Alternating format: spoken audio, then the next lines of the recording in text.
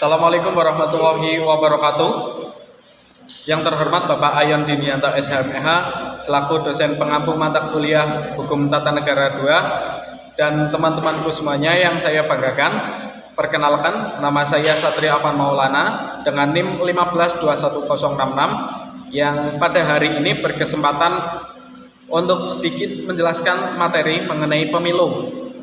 Pemilu adalah proses demokratis untuk memilih wakil rakyat atau pejabat publik secara langsung yang dilakukan oleh rakyat dalam suatu negara.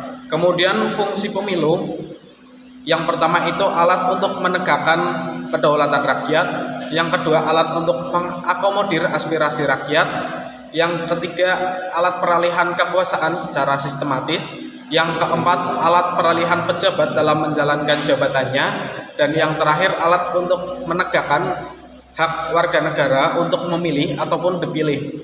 Kemudian fungsi pemilu menurut Undang-Undang Dasar tahun 1945 pasal 22E ayat 2 pemilihan umum itu diselenggarakan untuk memilih anggota DPR, DPD, Presiden dan Wakil Presiden, dan DPRD. Selanjutnya sistem pemilihan umum.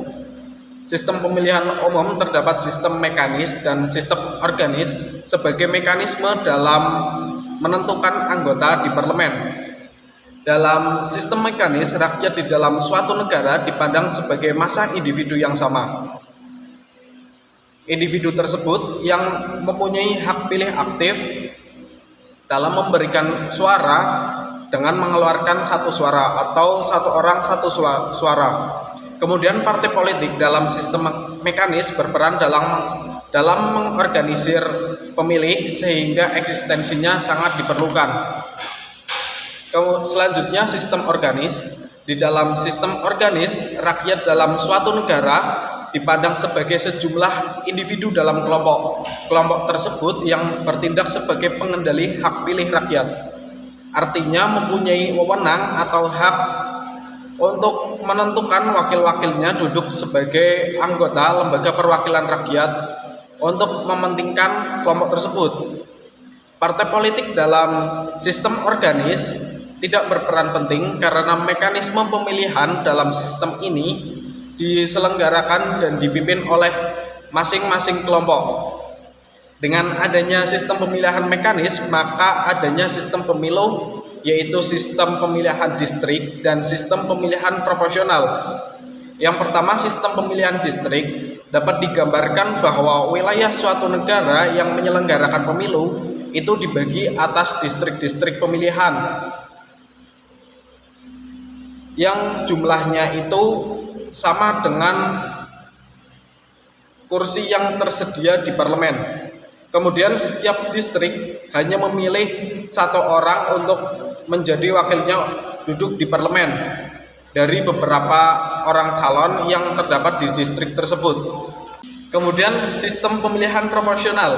Dalam sistem pemilihan proporsional itu menggunakan mekanisme kursi yang tersedia di parlemen itu diperebutkan dalam suatu pemilihan umum dengan disesuaikan dengan persentase atau per jumlah suara yang diperoleh tiap-tiap partai politik. Dalam sistem ini negara dianggap sebagai satu daerah pemilihan dan tiap suaranya itu dihitung sehingga besar kemungkinan semua partai politik itu mendapatkan kursi di parlemen.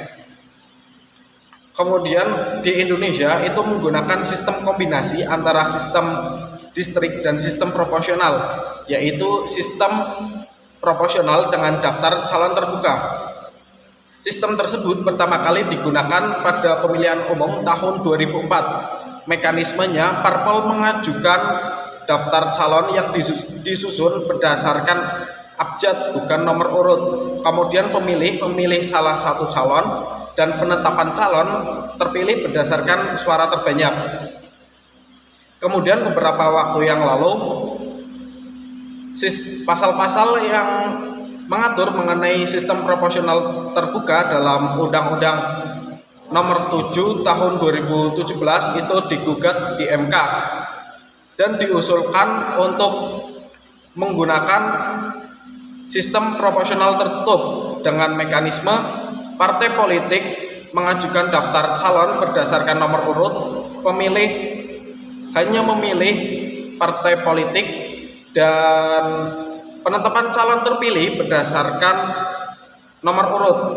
Namun gugatan tersebut ditolak oleh MK sehingga pemilihan tahun 2024 nanti tetap menggunakan sistem proporsional terbuka.